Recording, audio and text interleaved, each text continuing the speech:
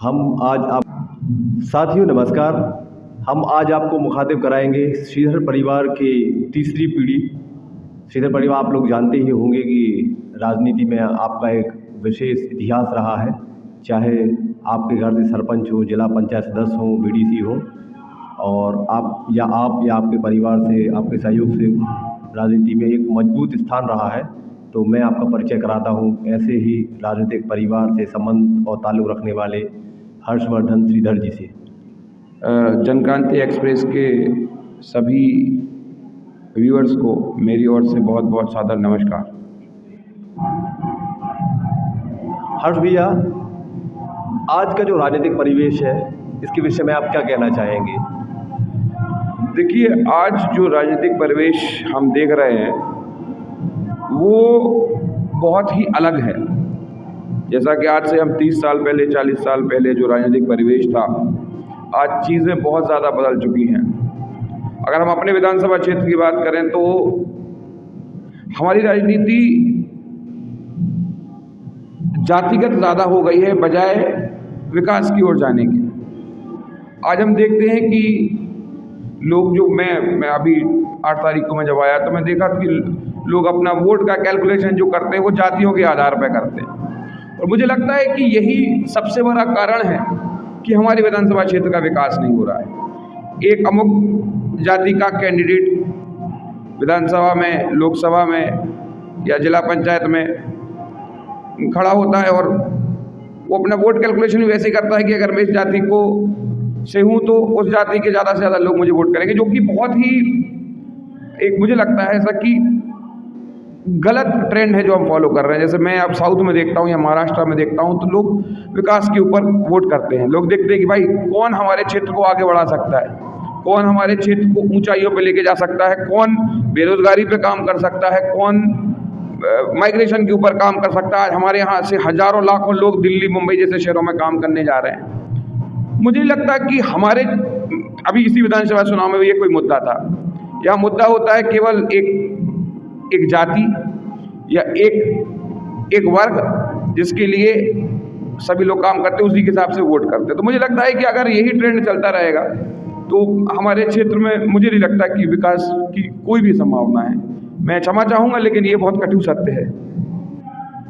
आज का जो समय चल रहा है और आज के इस दौर में क्या मुद्दे होने चाहिए और मुद्दों के लिए क्या निवारण होना चाहिए? देखिए, हमारे क्षेत्र का आज जो सबसे बड़ी समस्या है, ये हमारे विधानसभा क्षेत्र की बात नहीं कर रहा हूँ मैं समूचे बुंदेलखंड की बात कर रहा हूँ। जो सबसे बड़ा मुद्दा है वो है सिर्फ और सिर्फ बेरोजगारी, और बेरोजगारी की वजह से जो माइग्रेशन हो रहा है, जो लोग दिल्ली, बम्बई, बड़े शहरों में जो माइग्रेट कर रहे हैं अपने परिवार को छोड़ के, ये 2 सबसे बड़े मुद्दे हैं जो मुझे लगता है अगर कोई कैंडिडेट या कोई भी जो आगामी विधायक होता है या अपनी दावेदारी करेगा आगे किसी भी पद के लिए, मुझे लगता है कि अगर इस मुद्दे के साथ कोई भी कैंडिडेट या कोई भी राजनीति में आता है तो मैं उसका स्वागत करूंगा। हम आज मैं देखता हूं, जैसे मैं साउथ में है, मैं मेरा व्यापार है साउथ में, बहुत सारी जगहों पे मैं देखता हूं उनको जात पात, जाति धर्म से कोई लेना देना नहीं है। जो भी राजनेता है, जो स्थापित राजनेता हैं, वो केवल और केवल विकास के मुद्दे पर और लोगों का अच्छा करके वो फिर से चुने जाते हैं। हमारे यहाँ ये ट्रेंड ही नहीं है। हमारे यहाँ हम ट्रेंड देखते हैं कि या ई जाति को है तो वो सब जनों ने वोट दे दी तो वो जीत गओ, और दूसरी तरफ सेम ट्रेंड दूसरी तरफ भी फॉलो हो रहा है और वही चलता आ रहा है। और हम लोग अपेक्षा करते हैं कि हमारे क्षेत्र का विकास हो, तो कैसे होगा हमारा क्षेत्र का विकास? हमको एक ऐसा विधायक, ऐसा जिला पंचायत सदस्य, एक ऐसा सरपंच चुनना है जो जिसका मुद्दा विकास हो, जिसका मुद्दा जातिगत ना हो। तो ये अगर सभी लोगों की ये सोच होगी तो 100% हमारा क्षेत्र आगे बढ़ेगा। बिल्कुल, आपका कहना सही है कि जो भी चुनकर आए नेता या जो भी उम्मीदवार हो उसकी सोच नहीं हो, आपका कहना बिल्कुल सही है। तो जनता के लिए एक नई सोच के लिए और जनता को थोड़ा सा हटके एक उम्मीदवार को लेकर आना चाहिए और साथ में लेकर चलना चाहिए। अब मैं आपसे ये कहना चाहूँगा, आपने एक हायर एजुकेशन प्राप्त किया और हायर एजुकेशन के बाद आपने आज खुद का बिजनेस सेटअप किया है।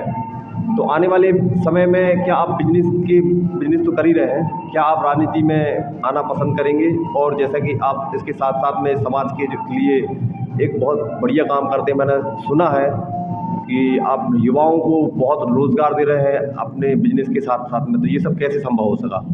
तो सिराज भैया देखिए, राजनीति दो प्रकार की होती है। एक तो होती है कुर्ता पजामा पहन के आपने 4 लोगों को गाड़ी में बिठा लिया और 4 गाड़ी का काफिला बनाया और राजनेता बन गए। लेकिन मेरी नज़र में वो राजनेता नहीं है। कुर्ता पजामा पहनना, क्लब लगे कुर्ते पहनना, 4 लोगों को गाड़ी में बिठाना, 4 गाड़ियों का काफिला ले जाना, मैं इसको राजनीति नहीं मानता हूँ। असली राजनेता वो है जो अपने लोगों के लिए, उनके हितों के लिए सजग हो और उनके हितों को साधने के लिए उसके पास एक रोड मैप हो। आज मैं देखता हूँ जो भी हमारे सांसद विधायक जो भी जीत के आते हैं, उनके पास विजन ही नहीं है, उनके पास रोड मैप ही नहीं है, उनको करना क्या है क्षेत्र के लिए उनको मालूम ही नहीं है। और आप कैसे कहते हैं कि वो राजनेता है? मुझे इस तरह की राजनीति बिल्कुल नहीं करनी। मेरा अगर भगवान ने कभी चाहा, आप लोगों का आशीर्वाद रहा, तो जिस दिन कभी अगर सक्रिय राजनीति में आऊँगा तो सबसे पहले ये प्रण लेके आऊँगा कि मैं लोगों के जीवन में क्या बदलाव कर सकता हूँ। हाथ हिला के वोट लेवे से आप एक बार चुनाव जीत जाओ, लेकिन दूसरी बार जनता समझ जाए। और उस तरह की राजनीति के लिए समय खराब करने के लिए मेरे पास समय भी नहीं है। आज हमारे जो क्षेत्र के मुद्दे हैं, आज हम देख रहे हैं जिस तरह की बेरोजगारी, इस तरह का माइग्रेशन आप देख रहे हैं, हजारों से लोग दिल्ली मुंबई में पड़े हुए हैं हमारे यहाँ से अपने परिवार को छोड़ के। आप कभी सोच सकते हैं, हम लोग सोचते हैं कि हम अपने परिवार को अगर छोड़ के जाएंगे तो हमारे परिवार पे क्या गुजरेगा। उस माँ के बारे में, उस बालक के बारे में तो सोचो आप। हमारे राजनेता केवल ये सोचते हैं कि हमने एक बार चुनाव जीत लो सो हमारे पास पावर आ गओ, हमारे पास सब कुछ हुआ गओ। उन लोगों के बारे में कोई नहीं सोच रहा है और ये विडंबना है। और इसमें गलती हमारे लोगों की है। कैसे में कोई जाति के आधार पर वोट कर दे धरवा। और हाँ सलाई सुन, आजादी के 70 वर्षों के बाद भी बुंदेलखंड आज भी वहीं खड़ा हुआ है। बड़ी विडंबना है। आप जाके देखो साउथ में, आप जाके देखो महाराष्ट्र में, गुजरात में देखो आप विकास। ये विडंबना है कि हम आज भी वहीं खड़े हुए हैं जहां 70 साल 80 साल पहले शुरू किए थे। तो इसको अगर बदलना है तो इसके लिए बदलाव की सोच बहुत आवश्यक है। मैं ये नहीं कहता कि मैं राजनेता बन जाऊंगा या मैं विधायक बन जाऊंगा, मैं सांसद बन जाऊंगा, मैं जिला पंचायत सदस्य बनाऊंगा, बिल्कुल उम्मीद नहीं है। लेकिन जो भी बने, जो भी विधायक बने, जो भी सांसद बने, उसके पास एक विजन होना चाहिए, उसके पास एक रोड मैप होना चाहिए, उसके पास एक विजन डॉक्यूमेंट होना चाहिए कि किन मुद्दों को लेके हम जनता के पास गए हैं। आप बिल्कुल बेशक आप जाति के नाम पर वोट मांगो, आप बेशक समाज के नाम पर वोट मांगो, लेकिन उन लोगों के बारे में सोचो जिन लोगों ने आपको जिता के वहां पर भेजा है विधानसभा और लोकसभा में। बिल्कुल ये बहुत आवश्यक है। कुर्ता पजामा की राजनीति बहुत छोटे समय तक चलती है। हो सकता है आप एक बार 2 बार जीत जाओ, लेकिन क्या फायदा है अगर आप लोगों के जीवन में बदलाव नहीं कर पा रहे हो? तो आपको राजनीति में आने का कोई भी, किसी भी तरह का कोई भी फायदा नहीं है। आप अपना समय खराब कर रहे हैं। बहुत सही।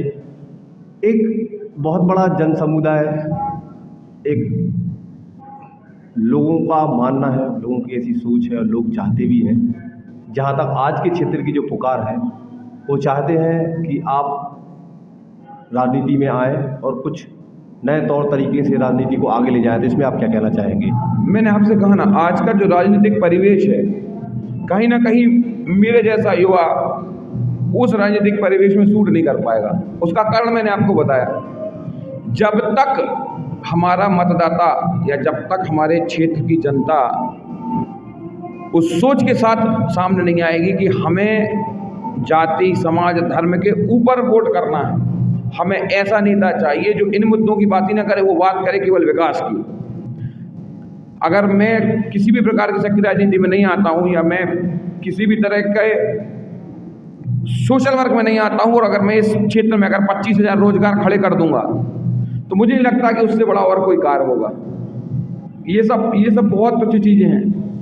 मेरे परिवार ने, मेरी 3 पीढ़ियों ने केवल इसी पे काम किया है कि समाज को आगे कैसे लेके जाना है। क्षेत्र के युवाओं के लिए जो आज ग्रेजुएट हैं, पढ़े लिखे हैं, इनको रोजगार के नए आयाम के लिए क्या प्रावधान हो सकते हैं? देखिए, 2 तरीके हैं। एक होता है रोजगार और एक होता है स्वरोजगार, ठीक है। अब पहले हम रोजगार की बात करते हैं, तो रोजगार के लिए जैसे कि हमारे पास ऑलरेडी एक इतना बड़ा संस्थान है हाइडेलबर्ग सीमेंट के रूप में, जो कि शायद हमारे युवाओं की रोजगार की ज़रूरतों को पूरा नहीं कर पाएगा। और मुझे नहीं लगता कि ऐसा कोई भी संस्थान हमारे क्षेत्र में, हमारे विधानसभा क्षेत्र में है जिससे हम रोजगार कर सकते हैं। तो मुझे ऐसा लगता है कि इस परिवेश में हमें स्वरोजगार पे बढ़ावा देना चाहिए। स्वरोजगार पे आज सरकार की इतनी योजनाएं हैं, आज बैंकों की इतनी योजनाएं हैं, जिसके पास 50,000 25,000 से लेके आपको 50-25 करोड़ तक का लोन आपको मिल सकता है। तो मेरा ये सोचना है कि इस तरह का स्किल डेवलपमेंट के ऊपर काम किया जाए कि जो लोग अपने परिवार को छोड़ के सैकड़ों किलोमीटर दूर जाके मजदूरी का काम करते हैं, वो उससे ज़्यादा पैसा अगर अपने घर में रह के कमाएंगे, तो मुझे ऐसा लगता है कि हमारा क्षेत्र जरूर अग्रसर होगा। और उसके लिए एक विजन डॉक्यूमेंट, एक रोड मैप तैयार होना चाहिए। जो भी अभी जितने भी हमने देखा विधानसभा चुनाव में जितने भी कैंडिडेट्स थे, चाहे भाजपा से हो, कांग्रेस से हो या दूसरे दलों से हो, अगर वो जीतते आते हैं तो मैं जरूर चाहूँगा, ये मेरी हार्दिक इच्छा रहेगी कि वो इस मुद्दे को लेके अगली बार जनता के पास चुनाव में जाएं कि हमने ये आपके लिए स्वरोजगार के मौके तैयार किए हैं। उनको बैंक से सपोर्ट दिलवाएं, उनको ट्रेनिंग्स करवाएं, उनका स्किल डेवलपमेंट करें, उनको आप वही जाति वही धर्म उसी के ऊपर अगर आप चुनाव लड़ते जाएंगे तो चुनाव तो जीत जाओगे आप, आपकी गाड़ी में भी 10 लोग बैठ जाएंगे, लेकिन उन लोगों के जीवन में क्या बदलाव आएगा? तो ये बहुत आवश्यक है। एक विजन डॉक्यूमेंट के साथ, एक विजन के साथ हमारे राजनेताओं को काम करना चाहिए। और मुझे लगता है कि जिस तरह से इस बार राजनीतिक घटनाक्रम रहा है, कोई भी पार्टी जीतती है।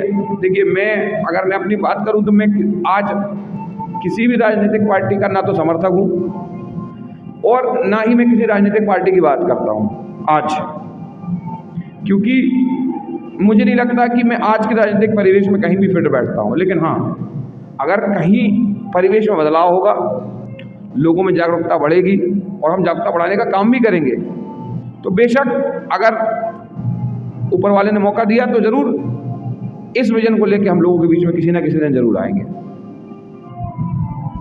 अब मैं, जैसा कि आपकी सिस्टर हैं उमंग श्रीधर जी, जिन्होंने स्वरोजगार के प्रति बहुत कार्य किया है, गृहिणियों को ट्रेंड करना और ट्रेंड करके हज़ारों की तादाद में उन्हें रोज़गार देना, ये एक बहुत बड़ा और बहुत व्यापक काम है जिसके लिए उन्होंने काफ़ी मेहनत की। इसके पीछे क्या सोच थी?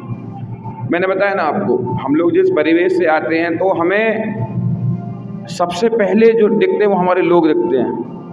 जो एक सामाजिक व्यक्ति होता है ना, जो एक सामाजिक परिवार से आता है, उसकी एक सोच रहती है कि हम समाज के लिए क्या कर सकते हैं। पहला विजन ये था कि समाज के लिए आप क्या कर सकते हो। उसने भी उसी सोच के साथ काम किया। आज वो करीबन 8 से 10,000 लोगों को वो रोजगार दे रही है। हमारे क्षेत्र में हम नहीं उस फील्ड में काम कर पा रहे, जो कि मुझे लगता है कि अगले 5 वर्षों में हम हमारे क्षेत्र के लिए भी वैसा ही एक मॉडल लेके आएंगे। हमारा प्रयास बिल्कुल है कि हम हमारे क्षेत्र में भी करीबन 10,000 लोगों को हम किसी न तरीके से हम रोजगार से जोड़ेंगे। और उसके लिए हमारा विजन डॉक्यूमेंट बिल्कुल तैयार है। आप बहुत ही जल्द, मैं अभी जो भी चुन के आते हैं हमारे विधायक, हमारे सांसद जो भी चुन के आते हैं, उनके साथ मैं बेशक इस विषय पर चर्चा करूंगा और विजन डॉक्यूमेंट उनके साथ शेयर करूंगा कि कैसे हमारे क्षेत्र में लोगों को रोजगार दिया जाए। बहुत धन्यवाद। श्रीधर परिवार से के वारिस हर्षवर्धन श्रीधर जी, एक युवा और एक नई सोच के साथ आप फिलहाल में राजनीति में ना भी होते हुए जनता के हित के लिए, लोगों की भलाई के लिए, युवा की रोजगार के लिए बहुत सराहनीय कार्य कर रहे हैं। हम आपका हृदय से आभार एवं धन्यवाद देते हैं और आशा रखते हैं कि आगे, जैसा कि आपने बोला कि युवाओं को अगर रोज़गार देना है तो उन्हें स्वरोजगार की ओर बढ़ाना होगा। आपने एक बार बताया भी था, जैसे कि पापड़ की फैक्ट्री या चिप्स की फैक्ट्री या डिस्पोजल की फैक्ट्री, इसमें इस विषय में आपने पहले किसी भी तरह का रोजगार, इस विषय में ऐसी आपकी काफ़ी प्लानिंग है, ऐसी आपकी काफ़ी सोच है। तो मैं उम्मीद रखूँगा कि किसी न किसी रीजन से या किसी न किसी कारण से या कैसे न कैसे आप जो सराहनीय कार्य कर रहे हैं ये करते रहें। और मैं सभी का धन्यवाद देना चाहूँगा। बहुत बहुत धन्यवाद। क्रांति एक्सप्रेस के सभी व्यूअर्स को बहुत बहुत धन्यवाद, बहुत बहुत नमस्कार और जय हिंद, जय भारत।